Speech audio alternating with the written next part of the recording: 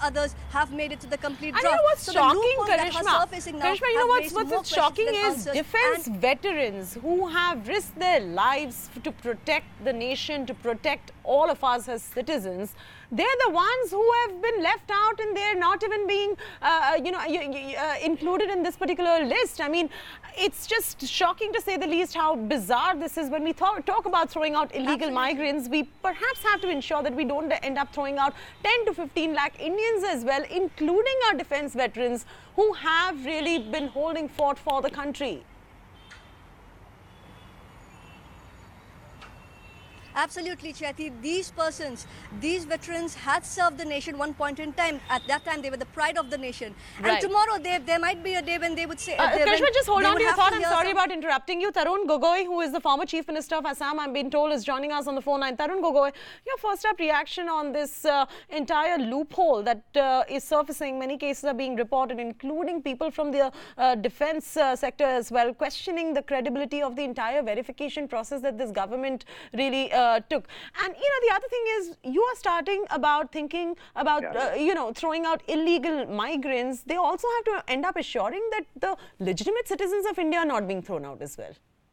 It is absolutely, I'm a most disappointed man today. The very purpose for which I started, since it was my baby, and whole idea to identify the foreigners, the way they have implemented it, it has found that a large number of, even among the 40 lakhs, majorities, they are Indian citizens, genuine Indian citizens. They are indigenous people, tribal people, Hindi speaking or Bengali speaking, even in Nepali is Gurkhas. And most unfortunately, even those who serve in the army, even in the government job also, you see, who sacrifice everything, who are Indian citizens.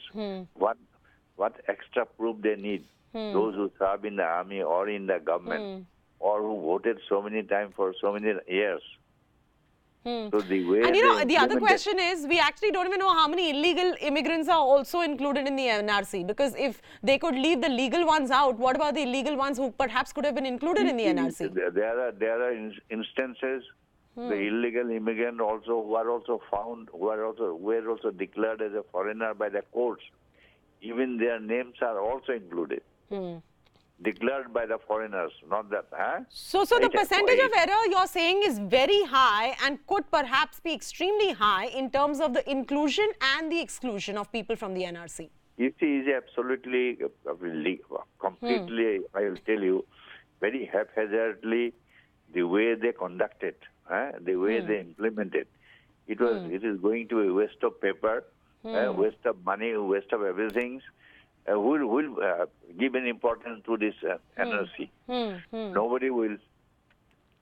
If it is not implemented in a proper way, and if the election commission could prepare the voter list, Absolutely, Mr. Gogoi. Very pertinent point you've raised right there. Just hold on, Mr. Gogoi. I just request you to hold on. Questions are not just being raised about defense veterans, of course, but celebrities as well. Renowned actor Adil Hussein's niece, Meghna Shahi's name has been excluded from the draft NRC list, and she's obviously shocked over her omission. Meghna has gone on to say that she was marked as a doubtful voter despite having valid identity proofs, adding that she has cast a ballot twice since the year 97.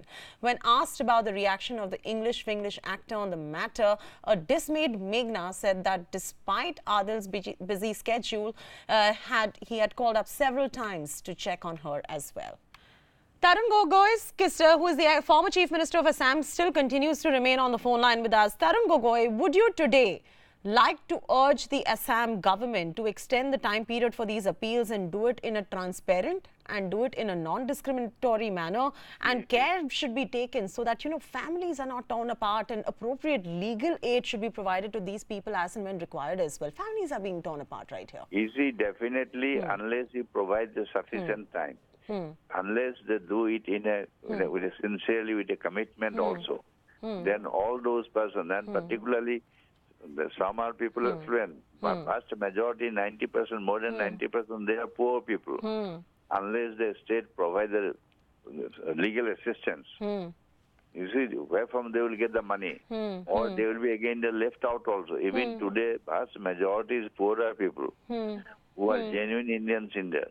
Many of them, most of them, I'll tell you, most of them are subsequently found by the court, even the Indian citizens, by some official also, and they should be punished. Those officers who have, for example, that lady is that she's from Goripur, she told. She voted also. How her name could be and twice since the year 97. 97, you see, so the officer also those.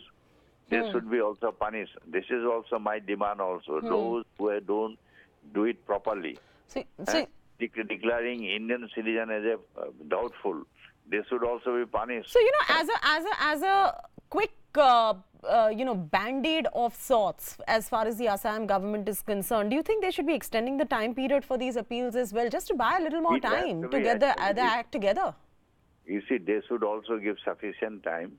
And according to me, I don't think that this is going to be a wash paper. This NRC, according to me, where they have been implementing, I think one day it will prove to be a waste of paper.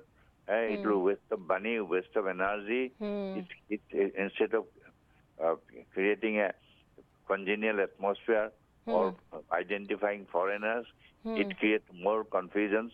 It creates more a sense of insecurity among the genuine Indian citizens. That is the most important part. And the fate of these people who are left without a citizenship also remains to be unclear, because the Indian government does not even have a deportation treaty with Bangladesh. You see, that's also true. That those only who are identified as foreigners, that you don't have any, what you call... But there's a high level of error in the inclusion and the exclusion as well, right? That is also true. That part is there. But even then, supposing even you cannot deport them, at least you can make them as a stateless. They can they don't have a right to vote. They cannot acquire property. Certain certain rights can be curtailed. That is the only way. That one step at least you can go ahead. That I do agree. That deportation is not possible. So extradition treaty is not there. But at least one step you can identify. Then their rights are they'll be a second-grade citizen, not citizen. They'll be a second-grade resident. I will tell you. Right. That is my whole idea. That's why. All right. Even I knew that it would be difficult to deport them. All right. Unfortunately, I'll have to cut that conversation short because we've got some breaking news coming in. Thank you so much, Mr. Gogoi, for joining us right here with your viewpoint right there. Breaking news just coming in. Indian rowing team wins gold in men's quadruple sculls at the Asian Games. News is just trickling in. India's medal tally is now at 21. 5 golds, 4 silvers, 12 bronze medals. These sportsmen sure continue to make India proud. And as I was mentioning earlier this morning as well, it is definitely raining medals for India in Jakarta at the Asian Games. We've got Indian rowing team winning gold in men's quadruple sculls at the Asian Games. That's the latest coming.